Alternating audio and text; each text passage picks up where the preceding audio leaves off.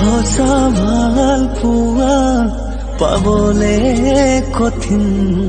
সাধনা বহুত ভাৱনা বহু